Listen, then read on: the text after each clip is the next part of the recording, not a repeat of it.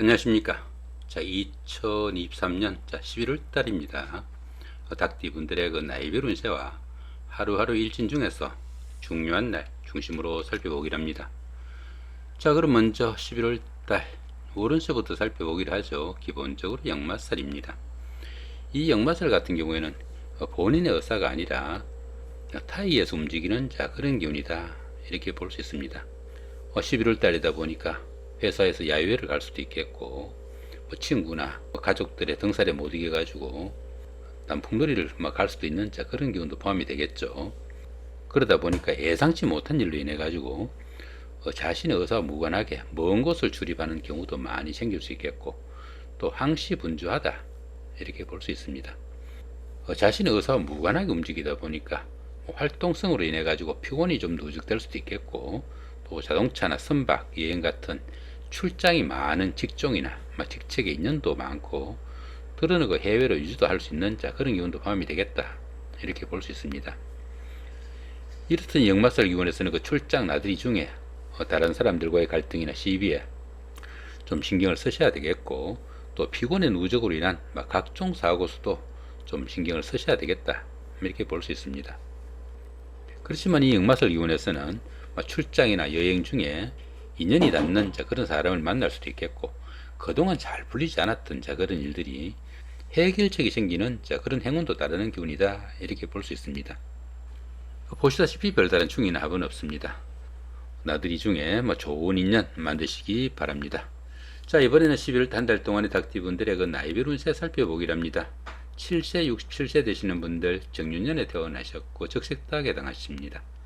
천을기인과 천간충이 함께하고 12운성은 태지에 속하네요.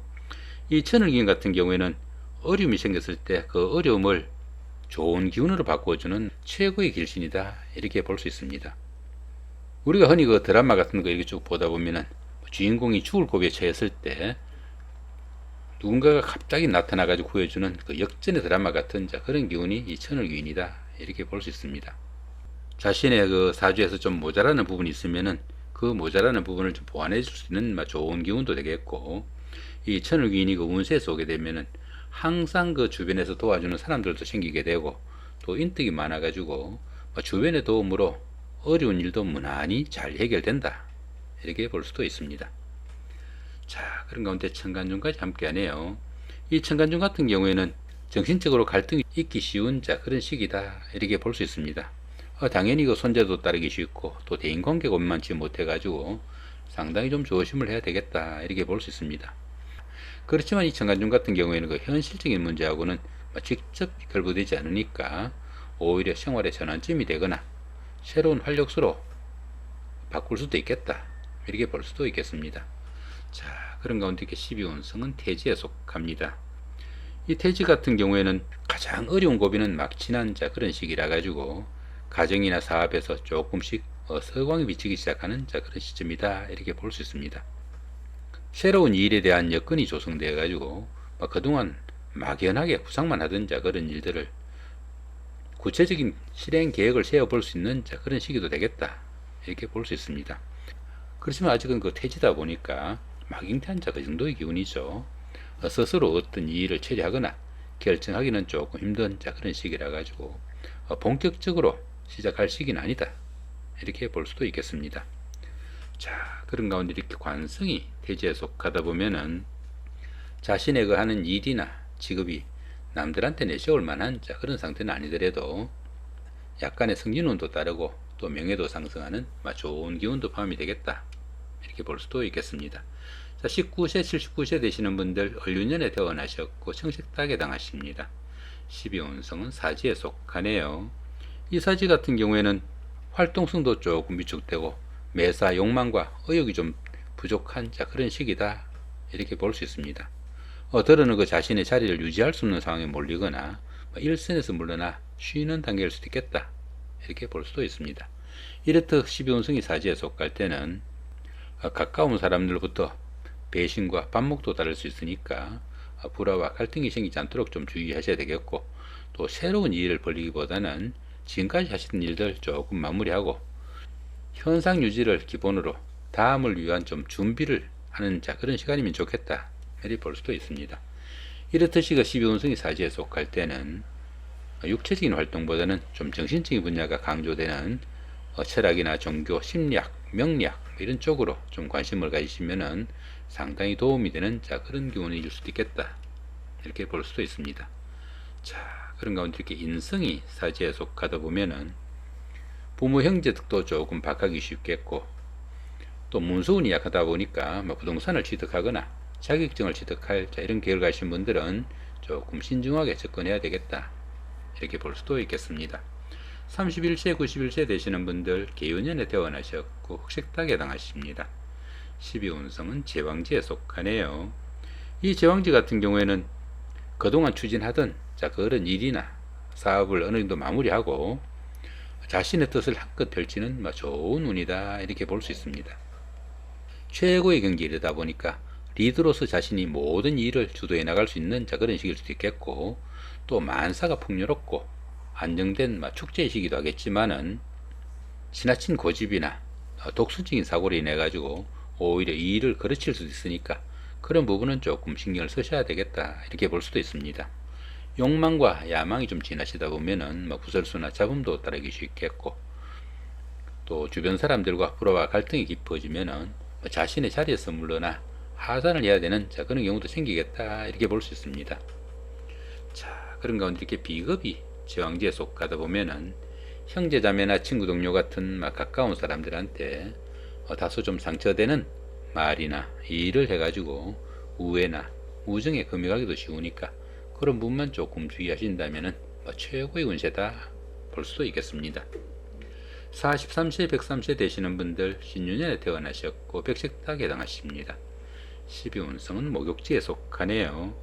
이 목욕지 같은 경우에는 사물에 대한 판단에서 기복과 부침도 좀 따를 수 있겠고, 또 이성관계에 관심도 큰 시기지만은 판단상의 혼선으로 인해 가지고 좋은 만남으로 이어지기는 조금 힘든 시기다, 이렇게 볼 수 있습니다. 당연히 그 유흥이나 이성 문제로 구설수에 휘말리거나 망신을 당하는 그런 일도 생길 수 있으니까 여러모로 좀 신경을 쓰셔야 되겠고, 또 그 신용의 문제가 생길 수도 있겠고, 또 방랑기나 색적 문제로 말썽도 따르기도 하니까 여러모로 좀 신경을 쓰셔야 되겠지만은, 이 목유지 같은 경우에는 그 도화의 기운이 좀 포함되어 가지고 다른 사람들의 그 부러움과 관심을 받을 수 있는 그런 일도 많이 생긴다, 이렇게 볼 수 있습니다.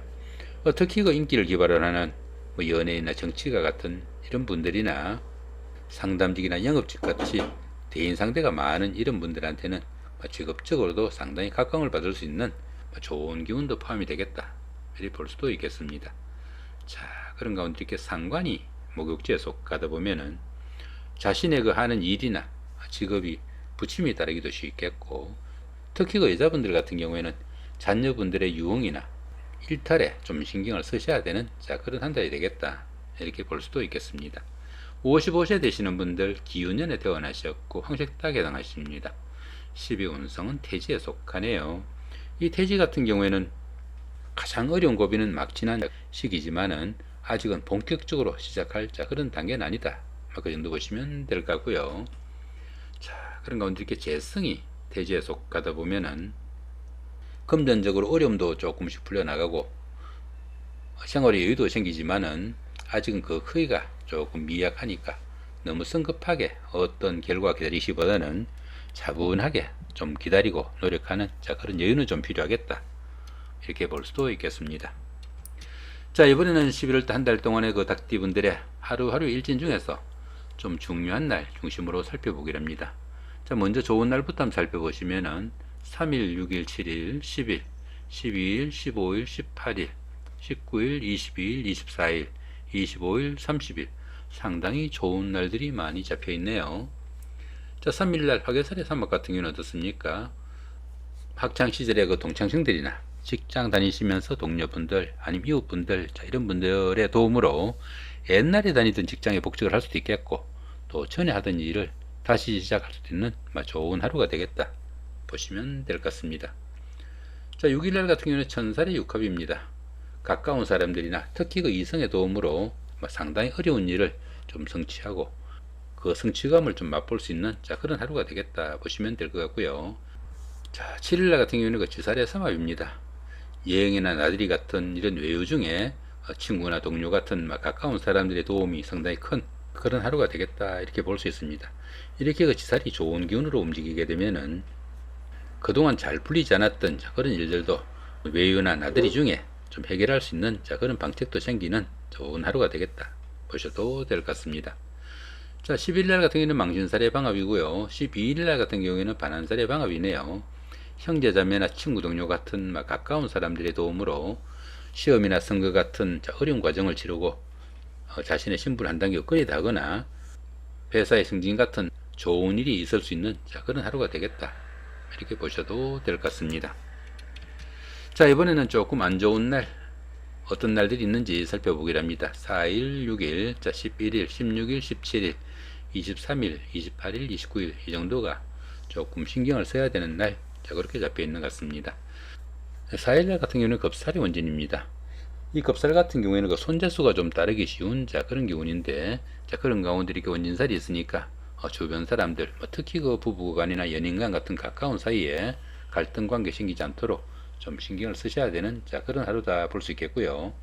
5일날 같은 경우에는 제살의 충입니다. 답답하고 잘 풀리지 않는 그런 일 가운데 충이 있으니까 각종 사고수 좀 신경을 쓰셔야 되겠다 보시면 될 것 같습니다. 자, 11일날 같은 경우는 장성살의 자형이네요. 장성살이니까 상당히 잘 풀리는 그런 일 가운데 이렇게 형살이 있으니까 건강관리나 손재수 좀 신경을 쓰셔야 되겠다. 그 정도 보시면 될 것 같습니다. 자, 이렇게 오늘은 그 2023년 11월달 한 달 동안의 닭띠분들의 11월달 월운세와 그 나이별 운세 더불어 하루하루 일진 중에서 중요한 날 중심으로 살펴봤습니다. 좋은 한 달 만드시기 바랍니다. 감사합니다.